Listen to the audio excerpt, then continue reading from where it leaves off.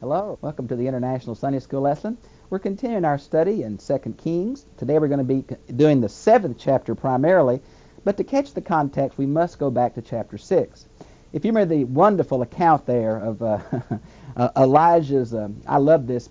This is one of my favorite chapters, chapter 6. This is where he tells the man of God to open his eyes, and he sees the armies and chariots of God all around the army of the Assyrians. And they're struck blind. This whole army struck blind, and Elisha takes them to the capital of the northern tribes, Samaria.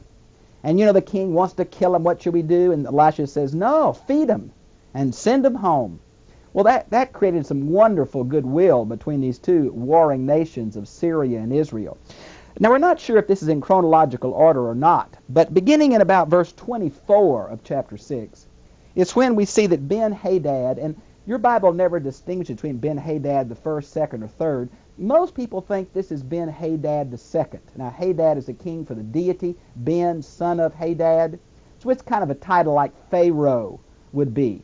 We're not sure exactly if this is in chronological order or not, but it looks to me like it's Ben-Hadad the second.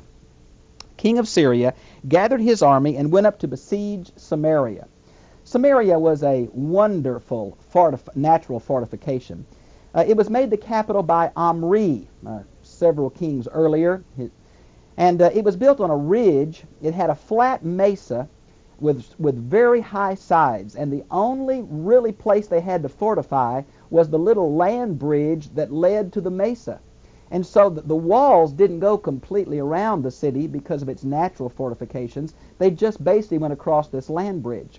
And it was a very strong place. As a matter of fact, it didn't fall for years and years to some of these sieges. When it will finally fall to the Assyrians, I believe it started under Sargon II, when I think it failed. It took a 3-year siege to finally get it. And there was a great famine in Samaria, and of course there were two things happening. The siege was the famine, and it was a pretty dry time anyway, so it just exacerbated the problem there. And they besieged it until a donkey's head was sold for 80 shekels of silver, and a fourth of a cab of dove's dung for 5 shekels of silver. Well, these are things that normally Jews won't eat. A donkey is an unclean animal. You can see that from Leviticus 11, 2 through 7, or Deuteronomy 14, 4 through 8. And what it would mean is all that's left of this unclean animal. Nobody wanted to eat the head. That was all that's left, and it still cost 80 shekels of silver. Now, this calf's dung has caused a lot of concern. People really wonder what this is. And here are the kind of theories for that. Some say it's a nickname for food. You know how we kind of call something mud pie? Well, it's really not mud. It's just a nickname because of the way it looks. So some have said this is a nickname for a certain kind of food. Others have said it really is dove dung, and it's used for fuel, to cook whatever they could. Others have said, no, it's not. It's if you change the word slightly, drop out 2 of the yods, it turns into seed pods. And some have said that's what it is. Josephus, and a lot of our information we get from him because he kind of updated what the Jewish tradition were just before the time of Christ and really during the time of Christ. He said that it was substituted for salt. Now that means, was it a nickname for some kind of herb? The other thing Josephus said that's really surprising is that in one of the sieges he mentions that the inhabitants of Jerusalem went to an old cattle dung hill and dug it up and ate the dung. Now, did they eat it as in substitute of salt? Did they use it for fuel? Did they just eat it? Whatever it is, you can tell the horror of these sieges was by what people had to go through to try to survive them. And it's the exorbitant price for this terrible food. And the king of Israel. Now, it's interesting through here. The king is never named. Basically, it is Jehoram, also called Joram. And I've included a chart of all the kings of Israel and Judah for you in this lesson. And I've given you 3 different dates. We're uncertain about the dates of these, so I've given you Bright and Young and Harrison, the 3 of the major Old Testament guys for the U.S. And I'm using Harrison's dating today. It'd be 852 to 841 was when he reigned. He's the son of Ahab. And, of course, Ahab was the son of Omri, which is the one that started the palace in Samaria. But here he's never mentioned It's kind of a put down, like that king, that one, and because you're going to see the real hero of this is God, but the real physical hero is Elisha. And the king of Israel was passing by on the wall. Now, he probably was walking around looking at his fortifications, checking to see that everything was in place for the siege. And a woman cried out to him and said, "Help, my lord, O king." And the king said, "If the Lord doesn't help you, from where shall I help you? From the threshing floor or from the winepress?" Now, this sounds a little negative enough. Literally it means, no, let the Lord help you. This king, was he somebody who trusted in the Lord? Well, I'm not sure he trusted in the Lord, but his worldview included the Lord. He believed there was a God in heaven that was actively involved in Israel. He knew that from Elisha's previous miracles. Now, it is true that his father and mother were caught up in Baal worship. It is true that this Baal worship affected even the south. It is true he's going to be judged because of this. But you can see he uses the name of the Lord. By the way, notice that here the word Lord is in all caps. Now, that refers to the covenant name for God, Yahweh. The best place to see the meaning of that goes back to Exodus 3, verses 12 and 14. The form seems to be future. There's some argument about that. I am that I am, I will be that I will be, something like that. It's from the Hebrew verb to be. I think it means I'm the ever-living, only living God, something like that. And the king said to her, "What is the matter with you?" And she answered, "The woman said to me, 'Give me your son that we may eat him today, and we will eat my son tomorrow.' So we boiled my son and ate him. And I said to her on the next day, 'Give your son that we may eat him.' But she has hidden her son." Oh my, what a terrible thing. Is cannibalism common? Is that something that happened a lot during these sieges? Well, from 3 different sources of information, we know that it was not only a prediction of what would happen if the Israeli people didn't follow God, it also happened in the 3 sieges of Jerusalem. The one here, the one later under Nebuchadnezzar, and the one we have recorded by Josephus in AD 70 under the Roman general Titus. Cannibalism was involved in all of those. Now, it's predicted as a plague on the people of God if they do not keep God's covenant. Here's some places you can see that. Deuteronomy 28, verse 53 and 57 is probably the classical passage. It's also mentioned in Leviticus 26:29. And then we hear about it under Nebuchadnezzar, the siege of Jerusalem in 586 BC, in Jerusalem now, not Samaria. And that's mentioned in Ezekiel 5:10 and Lamentations 2:20 and 4:10. And then later on, Josephus mentions the siege in Jerusalem now, not Samaria. But what that does show that cannibalism was common. And you say, "Well, boy, I'd never do that." You've never really been hungry. Usually when it was done toward those who were already dead. But the horror of this is these women apparently were killing their live children for them to stay alive. And one of them went ahead and did it, and the other ones just couldn't stand it and hid her child. Now, when the king heard this, he tore his clothes. Now, what the Jews would do is they all wore robes. A woman robe had blue decoration. They would grab it by the neck and tear it 3 or 4 or 5 inches. Now, of course, they would sew it back up, and next time they tore it, it wouldn't hurt the garment. What we're going to see is it's a sign of mourning, kind of like pulling out your beard or sitting on the dirt or putting ashes in your head. All those were signs of mourning. And now he was passing by on the wall. Now, what this means, he was walking down the wall when the woman talked to him. He tore his clothes, and he's still walking down the wall, and the people saw that the king, underneath his royal robes, had sackcloth. Now, sackcloth is a sign of several things.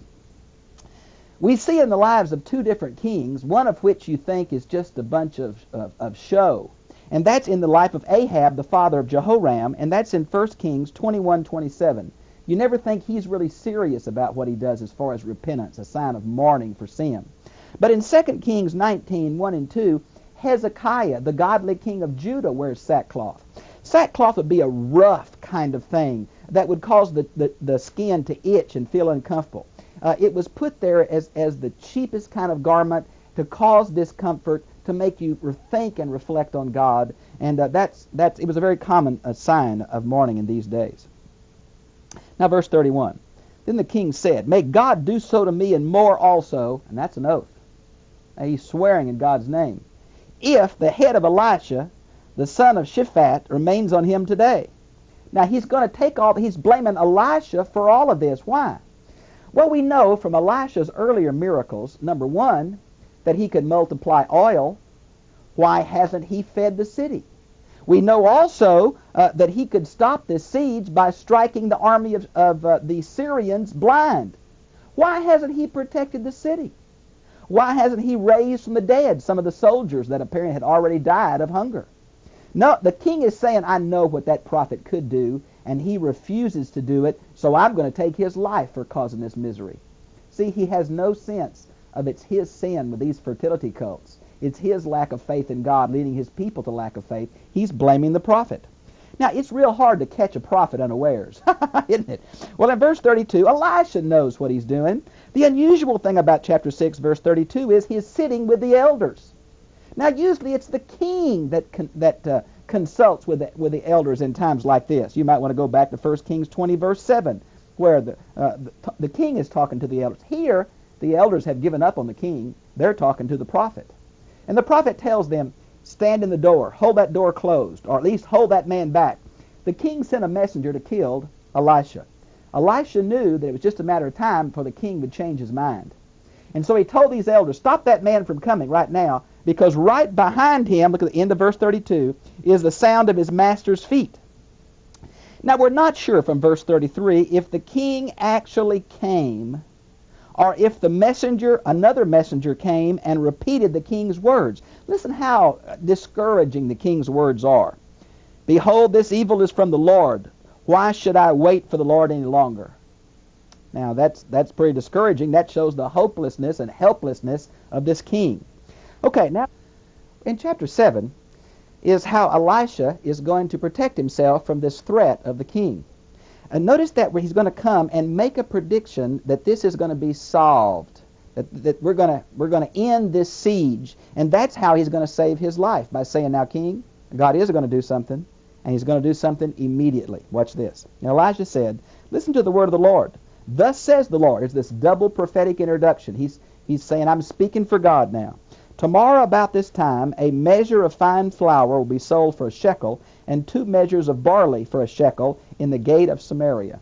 Now, several things about that. This is not real inexpensive, but it is very much lower than what it was for 80 shekels for the head of a donkey. So it's going to still be expensive, but be much, much lower. It's really a prediction the siege will be over.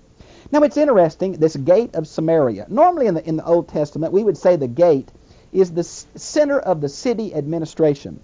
It's where the business of the city would be transacted. But we also see here that the gate of the city is the place of the bazaar or the marketplace.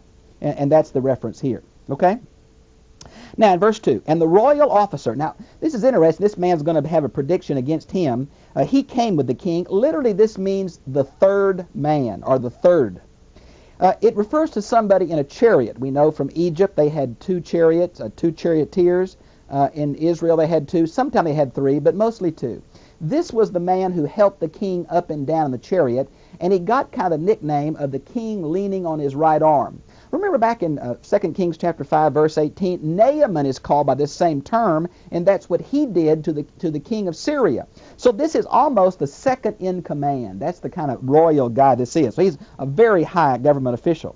When the prophet says this, on whose hand the king was leaning, answered to the man of God and said, Behold, if the Lord should make the window of heaven, could this thing be? Now this shows this man's utter contempt for what Elisha said. His absolute disbelief that this could really be true.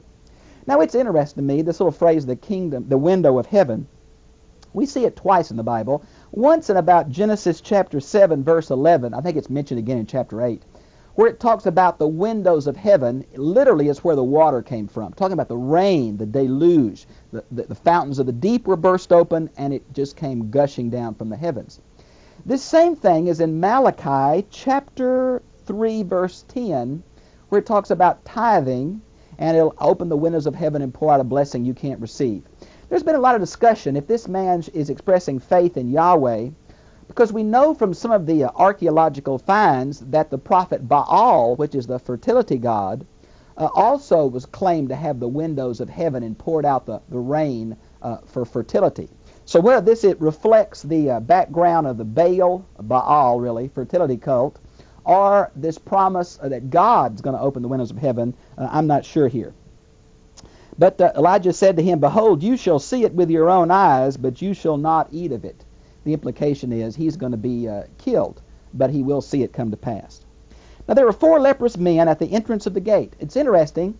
You got to see in your mind that these men are outside the gate, not inside the gate. From several places in the Old Testament, Leviticus 13:46, we know they could not enter the camp. So what these lepers did, they lived in little shelters leaning against the wall close to the front gate.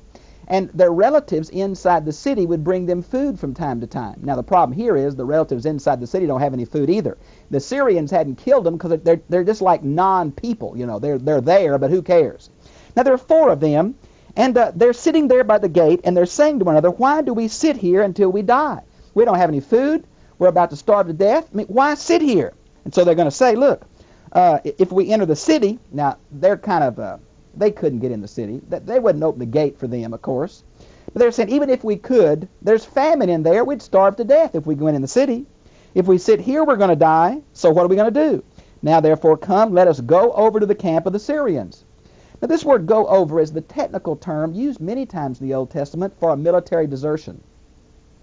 They're going to go over to the Syrians. And they say, look, if they kill us, so what? We're already dead. Maybe they won't. Maybe they'll have mercy on us. Now it says they arose at twilight. Now the Jews have 2 twilights, a morning twilight and an evening twilight. Because of the context, this must be the evening twilight. I guess they're going to wait and hope that first maybe the Syrians won't recognize them, won't know they're lepers, and maybe will accept them and feed them. So they go to the camp of the Syrians. When they came to the outskirts of the camp. Now that's interesting to me because King James says the uttermost part of the camp. And so you wonder in your mind, is it the closest part of the camp they went to, or did they go around back? I was reading several commentators, and it's difficult to find really good commentaries on this part of the Bible right now. And they were saying that it seems to make more sense, and I agree with this. I believe it was discussion in the Wycliffe Bible commentary, that by going around back, there would be less fortifications, less people on guard. There'd be less surprise, thinking it was an attack. They could sneak in and get some food and sneak away without ever being seen. So maybe they went around the Syrian camp to the very back of it, is what this word outermost means. And that makes kind of sense, because what we're going to see in just a minute is this sound of chariots is going to scare the Assyrians, and they're going to flee at twilight. So the very moment these lepers left the gate of Samaria is the very time the army of the Syrians is fleeing toward the Jordan River. So maybe that does make sense. Now in verse 6, for the Lord has caused the army of the Syrians to hear a sound of chariots and the sound of horses, even the sound of a great army. Now what we have here is much like what happened during the conquest period, the judges period, where God uses a natural means to instill a supernatural fear. And they're going to be afraid that what they hear is a huge number of military people coming. Now from their next phrase, behold, the king of Israel has hired, meaning he thought they were mercenaries, these Syrians did, the kings of the Hittites and the kings of the Egyptians. Now, there's been a lot of speculation about this. For many years, people denied the existence of Hittites, and even when they found that there were Hittites, they said there were no Hittites during this period. Well, archaeology has really filled in a lot of gaps for us in the ancient Near East. There were Hittites during this period. It's not the height of the Hittite Empire in what we would call modern Turkey, but it is, there was many different groups. One archaeological text we have says there was up to, I think, 11 to 18 different commanders. So the plural, the kings of the Hittites, fits. These was the military power directly north of Syria. So they did have contact with them, and they would have been afraid of them. Now the kings of Egypt. Now that's interesting, because during this period we also know from archaeology that Egypt was very weak. People have said, who could expect Egypt to do anything? But what happened, the plural is significant. There were as many as 3 or 4 different Egyptian dynasties in different parts of Egypt during this period. And so the plural, maybe they thought that different ones of these Hittite warlords and different one of these Egyptian dynasties had been hired to come and help the king of Assyria. So the enemy's coming from the north and the enemy's coming from the south, and they're heading for the Jordan, which is due east, maybe a little bit northeast. And so they run. And they fled at twilight, what verse 7 says. And of course that's the very same time when the sun's just going down, toward the evening, we would say, when the lepers left. So they left their tents, their horses, their donkeys, even the camp just as it was, and fled for their life. There are several places that we see this same kind of action in other campaigns. It's interesting to me that they left their horses. I mean, you would think that they would ride their horses away, but they were so panic-stricken. You can tell the level of panic in this. They just left the horses. They wouldn't have time to either saddle them or tie them to chariots, unfetter them. They just left them there. We have one example where a king, I think it was one of Hannibal's campaigns, they left the fires burning and food on and coffee on and just fled, left everything just like that. Well, this huge Syrian army apparently is exactly what they did. Verse 9.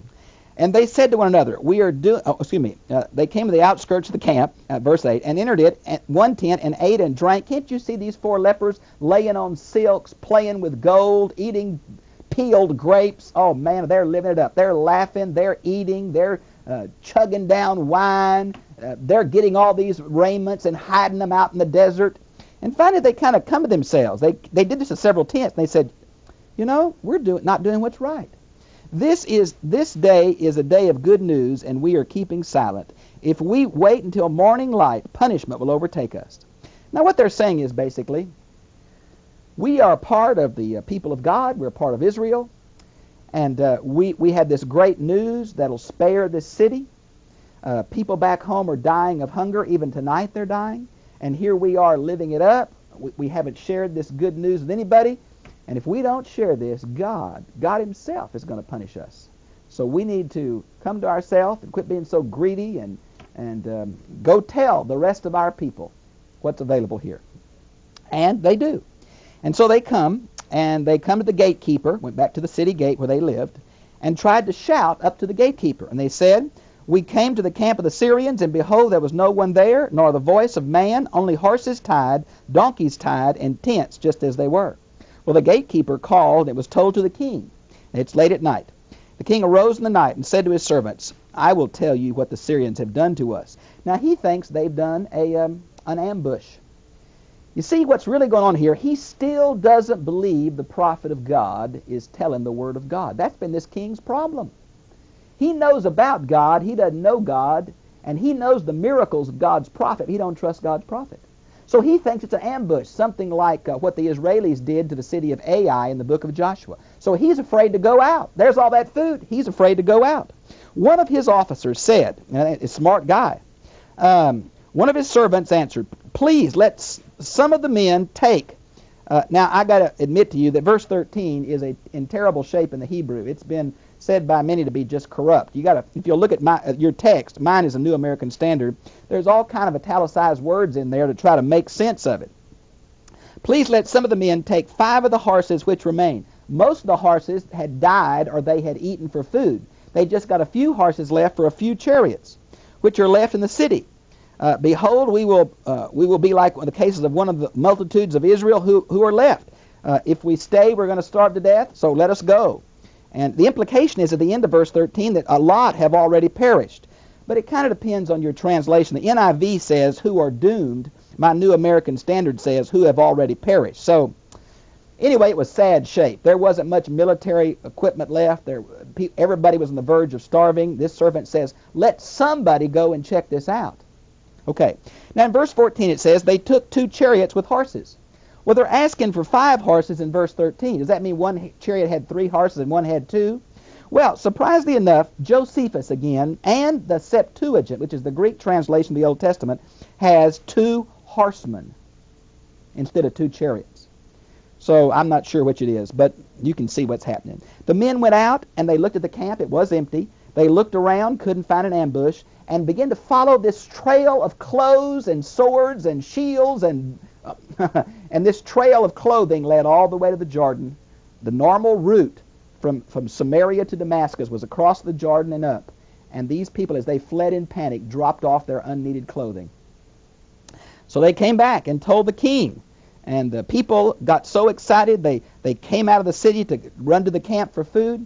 This officer, who had been so unbelieving and tacky to Elisha, was put in charge of the city gate. And he was trying to bring some order to this. And the people tromped right over him, stalked him to death, walked on him, and he died. Now there is a series of doublets here. Verse 16 and 17 really is a repeat of what happened back in back in verses 1 and 2. This prophecy. Let's see. Yeah, verses 1 and 2. Then 18 and 19 repeats the same thing again. We've got three doublets here. This is the kind of thing that caused literary scholars to say that there are several authors combined, but that doesn't fit here at all. Why would they combine several accounts and whoever put this together leave three things in? Well, two of them you can understand. Here's the prophecy and here's the fulfillment. Some would say that this was double because whoever the scribe was writing the Hebrew simply misread the text and wrote the same thing twice. Now, there are many kind of scribal errors. Some, they leave things out. But other kind of common scribal errors is you write the same line twice. And that looks like what's happened here. So I wouldn't make all that much about it. It's obvious that our Bible has been hand-copied.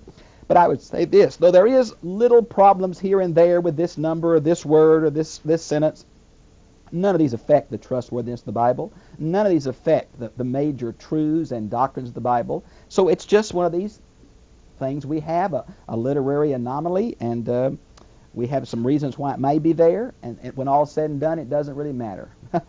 You can see how God was working with this king. And verse 20 is the fate of this man again as he was trampled to death. Well, I've enjoyed being with you in this section. I hope my chart on the ages of those kings is good, and I hope it'll help you fit all these kings together in your mind. God bless you. So I'll see you again, same time, same place, next week.